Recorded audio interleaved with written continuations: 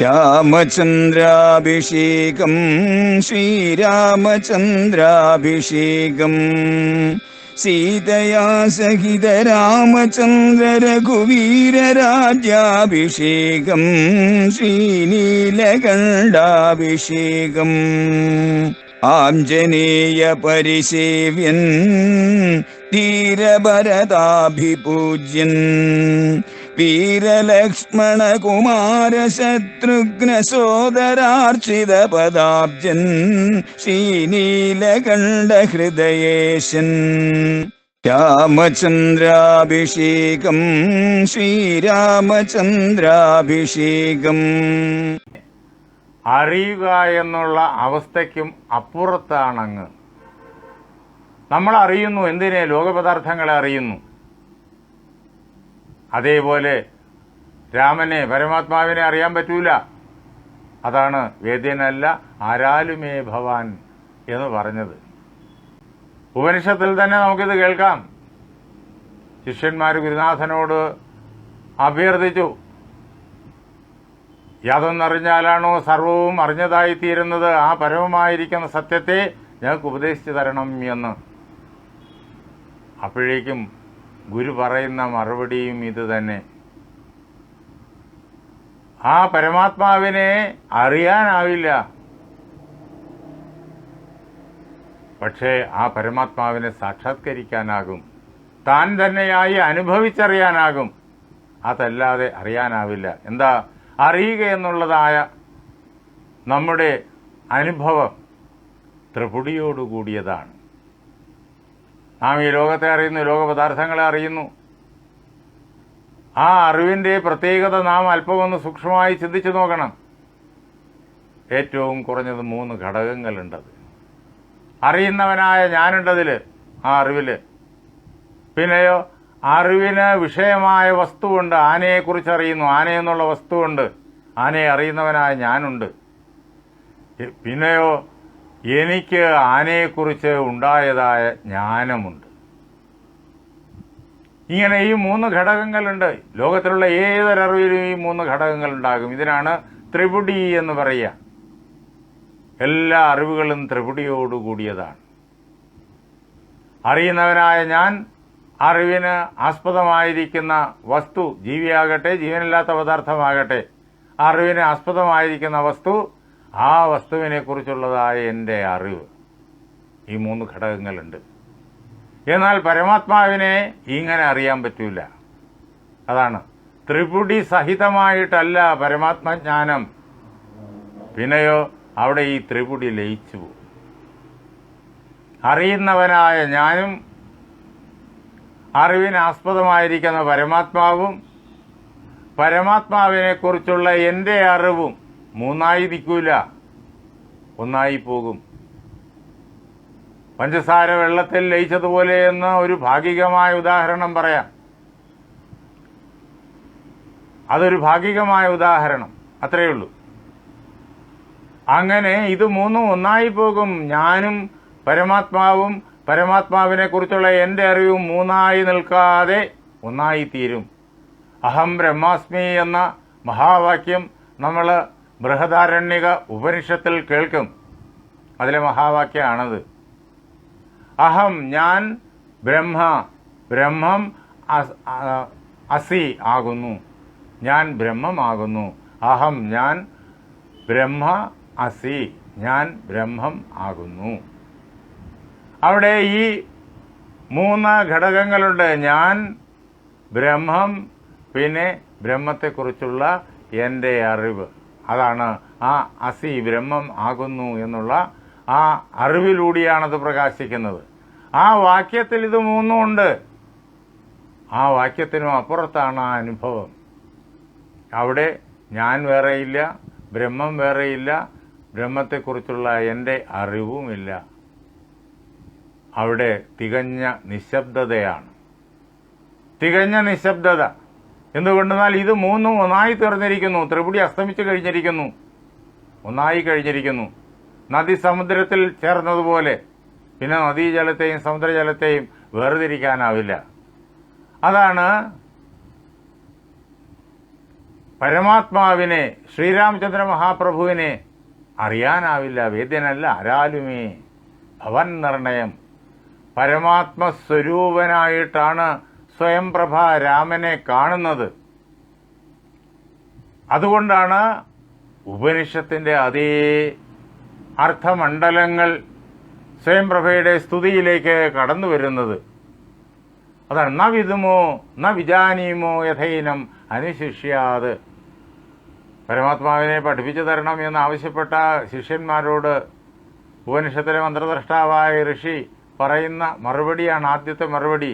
ന വിദ്മ, ഞങ്ങൾക്ക് അറിഞ്ഞുകൂടാ എന്ന് മാത്രമല്ല, ന വിജാനീമോ യഥൈനം അനുശിഷ്യാത്, ഇതിനെ, ഈ പരമാത്മാവിനെ എങ്ങനെ പഠിപ്പിച്ചു തരണമെന്ന് ഞങ്ങൾക്ക് അറിഞ്ഞുകൂടാ. എന്താ അതിന് കാരണം? പരമാത്മാവിനെ നമ്മൾ സാധാരണ ലോകപദാർത്ഥങ്ങളെ അറിയുന്ന പ്രകാരത്തിൽ അറിയാനാവില്ല. ത്രിപുടിരഹിതമായ അനുഭൂതിയാണത്. അത് ത്രിപുടി സഹിതമായ പ്രാപഞ്ചിക അനുഭവമല്ല. പ്രപഞ്ചത്തിലെല്ലാം ത്രിപുടി സഹിതമാണ്, മറ്റേത് ത്രിപുടിരഹിതം. അതാണ് ഞങ്ങൾക്ക് അറിഞ്ഞുകൂടാ. ത്രിപുടി സഹിതമായ ജ്ഞാനം പരമാത്മാവിനെ ആസ്പദമാക്കി ഞങ്ങൾക്കില്ല. അതുണ്ടെങ്കിൽ മാത്രമേ അതിനെ പഠിപ്പിക്കാനും പറ്റൂ. നമ്മിൽ അന്യമായൊരു പദാർത്ഥത്തെ പഠിപ്പിച്ചു കൊടുക്കാൻ പറ്റും. പരമാത്മാവിനെ അങ്ങനെ പഠിപ്പിക്കാൻ പറ്റൂല. പിന്നെയോ എന്തൊക്കെയല്ല എന്ന് പറഞ്ഞ് അതിനെയൊക്കെ നിഷേധിച്ച്, പരമാത്മാവല്ലാത്തതിനെല്ലാം നിഷേധിച്ച് പരമാത്മ സമീപം വരെ കൊണ്ടെത്തിക്കാം. നദി സമുദ്രത്തിൻ്റെ അടുക്ക വരെ, അഴിമുഖം വരെ എത്തി നിൽക്കുന്ന പോലെ. പിന്നെ ഒന്നാവുന്നിടത്ത് വേറെ പ്രക്രിയയൊന്നുമില്ല. അതാണ് ഉപനിഷത്തിൽ നേതി നേതി നേതി നേതി എന്ന് നമ്മൾ കേൾക്കും. ഇതല്ല. ആ മാർഗത്തിൽ കൂടി മാത്രമേ പരമാത്മാവിനെ മനസ്സിലാക്കാൻ പറ്റൂ. പ്രത്യക്ഷമായ ജ്ഞാനമാണ് പരമാത്മാവും ജ്ഞാനും ആ അനുഭവവും മൂന്നല്ലാതെ നിൽക്കുന്ന പ്രത്യക്ഷ അനുഭവമാണ്. പരമാത്മാവിനെക്കുറിച്ച് മനസ്സിലാക്കാനായിട്ട് ഗുരുവിൻ്റെ സമീപത്തെത്തിയ ശിഷ്യനോട് ഗുരു പറയുന്നുണ്ട്, കുഞ്ഞേ, നീ പരമാത്മാവ് എന്ത് എന്ന് സ്വയം അന്വേഷിച്ച് കണ്ടെത്തണം. അതിനു വേണ്ടിയിട്ടുള്ളതായ ഉപകരണങ്ങൾ ഞാൻ ചൂണ്ടിക്കാണിച്ചു തരാം, അത് വച്ചിട്ട് നീ അന്വേഷിക്കൂ. ഗുരുനാഥൻ അതെല്ലാം പറഞ്ഞു കൊടുത്തു. അതെല്ലാം കേട്ടിട്ട് അതിനെ ആസ്പദമാക്കിയിട്ട് ഏറെക്കാലം തപസ് ചെയ്തു, അതിനെ വിചിന്തനം ചെയ്തു, അപഗ്രഥിച്ചു. അവസാനം ആ ശിഷ്യൻ മനസ്സിലാക്കി, ഞാനെന്നത് ശരീരമാണ്, പരമാത്മാവെന്നത് ശരീരമാണ്. ഗുരുവിൻ്റെ സമീപത്ത് ചെന്നു, ഗുരുവിനോട് പറഞ്ഞു. ഗുരു ചോദിച്ചു, എന്ത് നീ മനസ്സിലാക്കി? അപ്പോൾ ഞാൻ ശരീരമാണ്, പരമാത്മാവ് ശരീരമാണ് എന്ന് മനസ്സിലാക്കി. അപ്പോഴേ ഗുരു പറഞ്ഞു, നേതി, ഇതല്ല. നൈതി, അതാണ് നേതി എന്നാവുന്നത്. ഇതല്ല എന്ന് നിഷേധിച്ചിട്ട് എന്തുകൊണ്ട് ഇതല്ല എന്ന് പറഞ്ഞു കൊടുക്കുന്നു. ഇനിയും അന്വേഷിക്കാൻ പറയുന്നു. അങ്ങനെ വീണ്ടും അന്വേഷണമാണ് ശിഷ്യൻ നടത്തുന്നത്. ഇതെല്ലാം ഉപനിഷത്താണ്. വീണ്ടും ആ ശിഷ്യൻ അന്വേഷണം, ഗുരു കാണിച്ച മാർഗത്തിലൂടെ അന്വേഷണം നടത്തിയിട്ട് വീണ്ടും ഗുരുവിൻ്റെ സമീപത്ത് വരുന്നു, പുതിയൊരു കണ്ടെത്തലുമായിട്ട്. കുറെ കൂടി സൂക്ഷ്മമണ്ഡലത്തിലെ കണ്ടെത്തൽ. ഞാനെന്നത്, ആ പരമാത്മാവെന്നത് മനസ്സാണ് എന്നിങ്ങനെ. അപ്പോൾ ഗുരു പറഞ്ഞു, നേതി, ഇതല്ല, ഇനിയും പോകണം. ഞാൻ എന്നുള്ളത് മനസ്സാണ് എന്നുള്ള വിചാരവും കടക്കണം. മനസ്സല്ല ഞാൻ, ഞാൻ മനസ്സല്ല. അതിനും അപ്പുറത്താണ് അന്വേഷിക്കാനുള്ള ഉപാധികൾ പറഞ്ഞു കൊടുക്കുന്നു. കാരണം ശിഷ്യൻ അത്രയ്ക്കും സൂക്ഷ്മമണ്ഡലത്തിൽ എത്തിക്കഴിഞ്ഞിരിക്കുന്നു. ഇങ്ങനെ ഇതല്ല എന്ന് നമുക്ക് നമ്മുടെ മനസ്സുകൊണ്ടും ബുദ്ധി കൊണ്ടും അറിയാൻ കഴിയുന്ന പദാർത്ഥങ്ങളെ കാര്യകാരണ സഹിതം ഒന്നൊന്നായി നിഷേധിച്ചിട്ട് അവസാനം അത്യന്ത സൂക്ഷ്മമണ്ഡലത്തിലെത്തും. സ്ഥൂലത്തിൽ നിന്ന് സൂക്ഷ്മത്തിലേക്ക്, അവിടെ നിന്നിട്ട് സൂക്ഷ്മത്തിലേക്ക്, അങ്ങനെയുള്ളതായ യാത്രയാണിത്. അത്യന്ത സൂക്ഷ്മതലത്തിലെത്തും. പിന്നെ നേതി എന്ന് പറഞ്ഞ് അപ്പുറത്തേക്ക് ചാടാൻ വേറൊരു ഇടമില്ലാത്ത സ്ഥലത്തെത്തും. അവിടെ പരമാത്മാവും ഞാനും രണ്ടില്ല. ഞാനെന്നുള്ളത് തന്നെ അവിടെ അസ്തമിച്ചു. ഞാനും പരമാത്മാവും ഒന്ന് തന്നെ. അപ്പോൾ പിന്നെ പരമാത്മാവ് എന്നുള്ള സങ്കല്പവും കഴിഞ്ഞു, ഞാനെന്നുള്ള സങ്കല്പവും കഴിഞ്ഞു. അനുഭൂതിയിൽ ജ്ഞാനം, പൂർണ്ണമായ ആനന്ദം. അങ്ങനെ ജ്ഞാനാനന്ദ പരിപൂർണത. പ്രത്യക്ഷമായിട്ട് അനുഭവിച്ചറിയും. അങ്ങനെ ത്രിപുടിരഹിതമായ അനുഭവ മണ്ഡലത്തിലേക്ക് ശിഷ്യന്മാരെ, ഗുരുക്കന്മാർ കൊണ്ടുപോകുന്ന അനേകം കഥാസന്ദർഭങ്ങൾ, അപഗ്രഥന സന്ദർഭങ്ങൾ നമുക്ക് ഉപനിഷത്തുകളിൽ കാണാം. അതാണ് ഇവിടെ സ്വയംപ്രഭ പറഞ്ഞത്, വേദ്യനല്ല ആരാലുമേ ഭവൻ നിർണയം. നമുക്ക് എളുപ്പത്തിൽ അർത്ഥം പറയാം, അങ്ങേ എളുപ്പത്തിൽ ആർക്കും മനസ്സിലാക്കാൻ കഴിയില്ല, അങ്ങ് അത്ര കണ്ട് പ്രഗത്ഭനാണ് എന്നൊക്കെ അർത്ഥം പറയാം. ആ അർത്ഥമുണ്ടതിന്. അവിടെ നിന്നിട്ട് പിന്നെ സൂക്ഷ്മതലത്തിലേക്ക് വീണ്ടും വീണ്ടും വായിച്ച് നാം എത്തിച്ചേരും, അപഗ്രഥിച്ച് നാം എത്തിച്ചേരും. അപ്പോഴാണ് നേതിയിലൂടി നാം ത്രിപുടിരഹിതമായ ബ്രഹ്മാനുഭവത്തിൽ എത്തിച്ചേരുന്നത്. അന്തർബഹിസ്ഥിതം സർവഭൂതേഷ്വഭിസന്ധം അലക്ഷ്യം അത്യന്തഹീനം പരം. എല്ലാ ഭൂതങ്ങളിലും അങ്ങുണ്ട്. ജീവനുള്ളതും ജീവനില്ലാത്തതുമായിട്ട് എന്തൊക്കെ പദാർത്ഥങ്ങൾ ഈ പ്രപഞ്ചത്തിൽ ഉണ്ടായിട്ടുണ്ടോ അതിലെല്ലാത്തിലും അങ്ങുണ്ട്. എല്ലാറ്റിൻ്റെയും ഉള്ളിലുമുണ്ട്, പുറമേയുമുണ്ട്. അങ്ങനെയുള്ള അങ്ങ് അലക്ഷ്യമാണ്. അങ്ങയെ അറിയാൻ കഴിയില്ല, കാണാൻ കഴിയില്ല, ഇന്ദ്രിയങ്ങൾ കൊണ്ട് അറിയാൻ കഴിയില്ല. ഈ കണ്ണുകൊണ്ട് കാണാൻ കഴിയില്ല, ഈ കാതുകൊണ്ട് കേൾക്കാൻ കഴിയില്ല, ഈ മൂക്കുകൊണ്ട് മണക്കാനോ ഈ നാക്കുകൊണ്ട് രുചിക്കാനോ ഈ ത്വക്കുകൊണ്ട് തൊട്ടറിയാനോ കഴിയില്ല. ഈ ഇന്ദ്രിയ അനുഭവങ്ങൾക്കെല്ലാം അപ്പുറത്താണ് അങ്ങ്. എന്തുകൊണ്ടെന്നാൽ അവിടെ ശബ്ദമില്ല പരമാത്മാവിന്. അശബ്ദം, അസ്പർശം, അരൂപം, അവ്യയം, തഥാ അരസം നിത്യം അഗന്ധവച്ചയത്. ഉപനിഷത്ത് നമ്മോട് വിളിച്ചു പറയുന്നതാണ്. ഇതൊരു ഉപനിഷത്ത് മന്ത്രമാണിത്. അശബ്ദം, അതിന് ശബ്ദമില്ല. ആ പരമാത്മാവിന് ശബ്ദമില്ല, അതുകൊണ്ട് കേൾക്കാൻ പറ്റൂല പരമാത്മാവിനെ. അസ്പർശം, പരമാത്മാവ് സ്പർശം എന്നുള്ള ആ ഗുണമില്ലാത്തതാണ്, അതുകൊണ്ട് അതിനെ തൊട്ടറിയാൻ കഴിയില്ല. അരൂപം, കണ്ണുകൊണ്ട് കാണാവുന്ന നിറവും ആകൃതിയും ഒക്കെയാണ് രൂപം എന്ന് പറയണേ. രൂപം പരമാത്മാവിനില്ല, അതുകൊണ്ട് ഈ കണ്ണുകൊണ്ട് പരമാത്മാവിനെ കാണാൻ കഴിയില്ല. അവ്യയം, മാറ്റങ്ങളൊന്നുമില്ലാത്തവനാണ് പരമാത്മാവ്. പ്രപഞ്ചത്തിൽ സകലവും മാറിക്കൊണ്ടിരിക്കുന്നു, അത് മാറ്റങ്ങളൊന്നുമില്ലാത്തവനാണ്. അതുകൊണ്ട് പ്രപഞ്ച പദാർത്ഥങ്ങളെ പോലെയല്ല. തഥാ അരസം, നാവ് കൊണ്ടറിയാവുന്ന രുചി പരമാത്മാവിനില്ല. നിത്യം, എന്നുമുള്ളതാണ് പരമാത്മാവ്. പ്രപഞ്ച പദാർത്ഥങ്ങളിൽ ഒന്നും തന്നെ നിത്യമല്ല. സൂര്യനായാലും അണഞ്ഞു പോകും, നിത്യത ഒന്നിനുമില്ല. ഈ പരമാത്മാവ് എന്നുമുള്ളതാണ്, നിത്യമാണ്.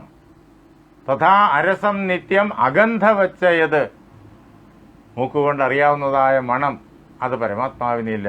അങ്ങനെ എന്തൊക്കെ ഇല്ല എന്ന് മാത്രമേ പറയാൻ പറ്റൂ, എന്താണ് എന്ന് പറയാൻ പറ്റൂല. കാരണം അവിടെ വാക്കുകളെല്ലാം ലയിച്ചുപോയി, മനസ്സ് ലയിച്ചുപോയി. അങ്ങോട്ടെത്തുമ്പോഴേക്കും മനസ്സ് ലയിച്ചു പോകും, വാക്കും ലയിച്ചു പോകും.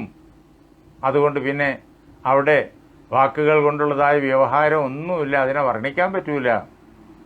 ഭാഷയ്ക്കും ചിന്തയ്ക്കും ഒക്കെ അതീതമാണ്. പ്രത്യക്ഷമായ അദ്വൈത ജ്ഞാനം, ആ ആഹ്ലാദം, ആ ആനന്ദം, അതിലാണ് പരമാത്മാവിനെ അനുഭവിച്ചറിയുക. അതാണ് അദ്വൈത രസം. ഇങ്ങനെയുള്ളയാളാണ് അങ്ങ്. ആ എല്ലാറ്റിലും അങ്ങ് അകവും പുറവും നിറഞ്ഞിരിക്കുന്നു. പക്ഷേ അങ്ങ് അലക്ഷ്യം, അങ്ങയെ കാണാൻ പറ്റൂല, കേൾക്കാൻ പറ്റൂല, മണക്കാൻ പറ്റൂല. അലക്ഷ്യം, അശബ്ദം, അസ്പർശം എന്നുള്ള മന്ത്രമാണ് അവിടെ കേൾക്കണേ. ആദ്യന്തഹീനം പരം, പരം എല്ലാത്തിനും അപ്പുറത്ത് കുടികൊള്ളുന്നവനാണ്. ആദ്യന്തഹീനം, തുടക്കവും ഒടുക്കവും ഇല്ലാത്തവനാണ്. കാലത്തിൻ്റെ കണക്കെടുത്ത് നോക്കിക്കഴിഞ്ഞാലും തുടക്കവും ഒടുക്കവും ഇല്ല. കാരണം ലോകം ഉണ്ടാകുന്നതിന് മുമ്പേ ഉള്ളവനാണ്. ലോകം ലയിച്ചടങ്ങിക്കഴിഞ്ഞാലും ഉള്ളവൻ അദ്ദേഹം മാത്രമാണ്. ലോകം ഉണ്ടാകുന്നതിന് മുമ്പ് കാലമില്ല, ലോകം ലയിച്ചടങ്ങി കഴിഞ്ഞാലും കാലമില്ല. കാലത്തിൻ്റെ ബന്ധനം ഇല്ലാത്തവനാണ് അദ്ദേഹം എന്ന് മാത്രമല്ല, ദേശത്തിൻ്റെ ബന്ധനവുമില്ല. അങ്ങനെ കാലദേശ പരിധികളില്ലാത്തതായ പരമാത്മാവാണ് അദ്ദേഹം. അതാണ് ആദിയുമില്ല അന്തവുമില്ല. അങ്ങനെയുള്ള പരമാത്മാവാണല്ലയോ രാമ അങ്ങ്. ആരാണോ ഭൗതിക നേട്ടങ്ങളിൽ കൊതിച്ച് ഓടി നടക്കുന്നത്, അവര് അങ്ങയുടെ നാമം ജപിക്കില്ല. അവർക്ക് അങ്ങയെക്കുറിച്ച് ചിന്തിക്കണം എന്നുള്ള തോന്നൽ പോലും ഉണ്ടാവില്ല. പക്ഷേ ആരാണോ ഭക്തന്മാരായിട്ടുള്ളത്, അവര് അങ്ങയുടെ നാമം നിരന്തരം ജപിക്കും. രാമ എൻ്റെ പ്രാർത്ഥന ഇതാണ്, രാമനാമമേ ജപിക്കായി വരേണമേ. എപ്പോഴും രാമ രാമ രാമ എന്ന് എനിക്ക് ജപിക്കാനായി കഴിയും, എനിക്ക് ജപിക്കാനായി കഴിയണം. എപ്പോഴും രാമ രാമ രാമ രാമ എന്ന് എനിക്ക് ജപിക്കാനായി കഴിയണം. ഇങ്ങനെ ഉപനിഷത്തിൻ്റെ സാരസർവസ്വം മുഴുവൻ സുദീർഘമായിരിക്കുന്ന ഈ സ്തുതിയിൽ നമ്മൾ കേൾക്കും. രാമൻ പറഞ്ഞു, നിന്റെ ഭക്തി കണ്ടിട്ട് ഞാൻ സന്തുഷ്ടനായി കഴിഞ്ഞിരിക്കുന്നു. എന്ത് വരമാ വേണ്ടത് ചോദിച്ചുകൊള്ളൂ, ഞാൻ ആ വരം നീ ചോദിക്കുന്നത് എന്തു തന്നെയായാലും ഉടനെ തരുന്നുണ്ട്.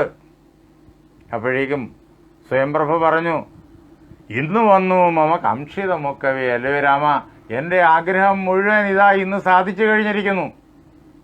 അങ്ങയെ കാണണമെന്നുള്ളതായിരുന്നു എൻ്റെ ആഗ്രഹം. അതിനപ്പുറം എനിക്ക് വേറൊരാഗ്രഹമില്ല. അതിതാ ഞാൻ നേടിക്കഴിഞ്ഞിരിക്കുന്നു. അതുകൊണ്ട് എനിക്കൊന്നും ചോദിക്കാനില്ല.